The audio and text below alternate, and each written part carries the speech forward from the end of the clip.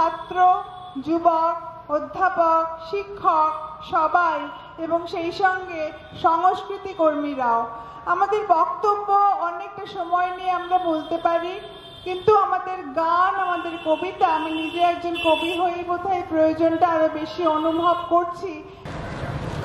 এরকম একটি সভায় খুব সচরাচর আসা হয় না, কিন্তু এলে পরে মনে মনে যে কথাগুলি অনুক্ষণ উচ্চারণ করি সেগুলি একটি চেহারা পায়। আমরা সবাই জানি আমরা কি অসম্ভব একটা অন্ধকারের পথ পার করছি, এবং চাওয়া খুব সামান্য, খুব সামান্য। দফা এক, দাবি এক, সেরকম বিচার চাই। জোট বাঁধো, তৈরি হও, পক্ষ নাও, উপায় নেই, অন্ধকার ভাঙছে খাট, আর এবার মানব না। রাত দখল হোক এবার, হাল্লা বল, রাত তোলো, হোক মিছিল, জোট বাঁধো, আর আশা থাকবো না। এখনো চুপ থাকছে যে শিল্প তার অর্থহীন, সেরূপ কাল করবো হাল, হোক পথেই হচ্ছে না। রাত তোলো, ঝড় উঠুক, থাকলে চুপ চলবে না। রক্ষকের হাত যখন ভক্ষকের দাঁত সানায়, চুপ থাকাই পাপ তখন, থাকলে চুপ চলবে না।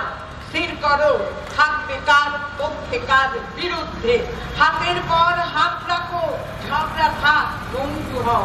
মরবো না, বাঁচতে চাই, হাতের পর হাত রাখো, জোট বাঁধো, তৈরি হও, পক্ষ নাও, উপায় নেই।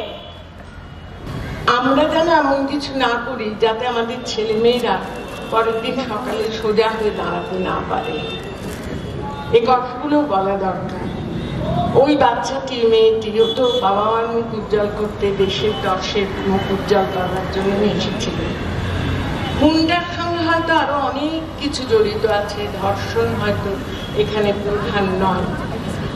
আমি এত অনুমানে যাব না, এত শোনা কথায় যাব না, সোজাসুজি একটা কথা জানতে চাই, এটার বিচার চাই। কিছুর তো গোপনীয়তা, একটা ধামা চাপা দেওয়া এখনো, যখন অনেকটাই উন্মুক্ত। এরা কি করতে পারে? এরা শেষমেশ করতে পারে কি, কোমরের জোরটা ভেঙে দিতে পারে। যেমন আমি, আমার তখন ৭২ বছর বয়স, একটা অদ্ভুত আখ্যা পেয়েছিলাম বিরোধীদের পক্ষে। তখন যে বিরোধীর কাছ থেকে পেয়েছিলাম, তিনি আমার এখন শাসক দলের। কাজেই এটা কেন বলা হয়? প্রথমেই তো মনে হয় আমাকে বললো, আমি কি করে লোককে মুখ দেখাবো, কিন্তু আমার যাপিত জীবন তো আমার কাছে সব থেকে স্পষ্ট। আমি তো জানি আমি কেমন জীবন যাপন করি। সেখানে আর কেউ এসে আমাকে অঙ্গুলি নির্দেশ করে বলতেই পারে না যে আপনি এখানে আসতে পারেন না, আপনি গো ব্যাক, আপনি যোগ্য নন। এগুলো আমরাই পারি। যাই হোক, ওই ভেতরের জমে থাকা কথা বেরিয়ে গেল। আমি একটু মন্দাক্রান্তার আমার ডেকেছে, মেয়েটা আমার খুব ভালোবাসে, সবসময় ডাকে। আমি যে সবসময় হেসে উঠতে পারি তা না, তবে আমাদের দুজনের ভালোবাসার ব্যাপারটা কোথায় কোনো আড়াল বা তফাৎ নেই, সেই জন্যই ডাকা ডাকে।